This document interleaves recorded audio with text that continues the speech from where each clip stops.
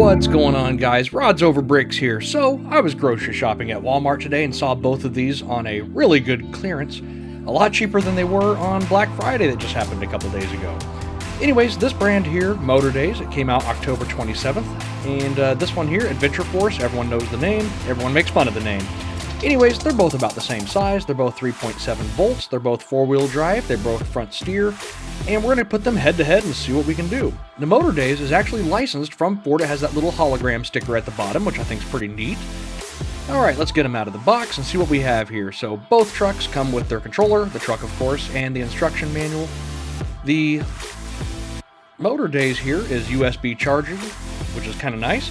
Now the Adventure Force does come with a 14500 battery and its own charger. That's kind of nice. You can get a whole bunch of extra batteries on Amazon for dirt cheap and keep on running it without having to stop to charge.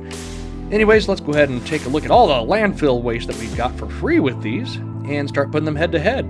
So the steering on the Adventure Force is a lot stronger and a lot quicker. On the Motor Dayz, you can see right here the steering is definitely underpowered. It's really, really weak. It looks pretty good when it's not on the floor or on the table, but you can just tell how much snappier the Adventure Force is going to be than the Motor Dayz. Wheel speed looks really good for both of them. A little bit of vibration, of course, but nothing too out of the ordinary for cheap toy-grade RCs. Now we're going to put them up to the ramp and see how steep they can climb. So the Adventure Force is first, climbs it pretty good, as does the Motor Dayz. So we raise the incline a little bit more. The Adventure Force is struggling. And the Motor Dayz goes right up it. Now, I am controlling this with one hand, so they're going to kind of fall off the ramp every now and then. We've got it pretty steep now, and the Adventure Force is all topped out. That's all it can do.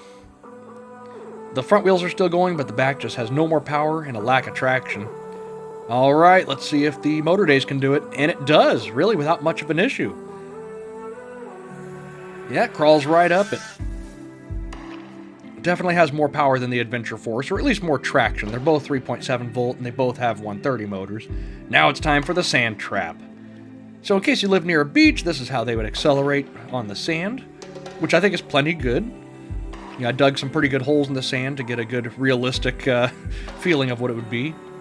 As for the tug of war, as we kind of guessed, the Motor Dayz definitely won without much of an issue at all.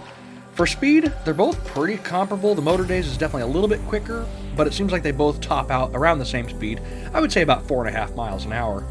The Adventure Force, being that it has harder tires, you're able to do four-wheel drifts with it, which I think is really fun.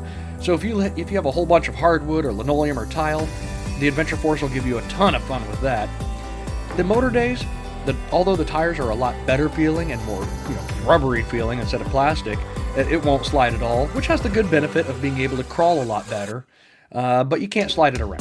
So, depends on what you want to do and what kind of terrain you plan on driving it most on. So far, I'm kind of really liking both of them. Motor Dayz, like I said, is a nearly new company. They came out October 27th of this year. I think they're affiliated with New Bright, but I have not yet confirmed that. So out here on my property, I figured at night these things would look kind of cool. They both actually do quite well. The grass is pretty thin, as you can see. This is part of my upper driveway, so the grass is only maybe 2 inches, 3 inches tall, but they're both trucking through it just fine. They don't seem to be drugged down too much or putting too much strain on it. The Adventure Force handles the bumps and the steering a lot better than the Motor Dayz. It's just, I think the strength in the steering is making a huge added benefit here on the Adventure Force as an upper hand over the Motor Dayz. The Motor Dayz looks better. I think it drives better until you try to turn it sharp, just like right here. So the Motor Dayz is up first. I tried being as gentle as I could during the steer, and the Adventure Force follows it, and you can see how much tighter the Adventure Force steers. They're both about the same wheelbase, but you can tell here about a foot and a quarter more turning radius with the Motor Dayz.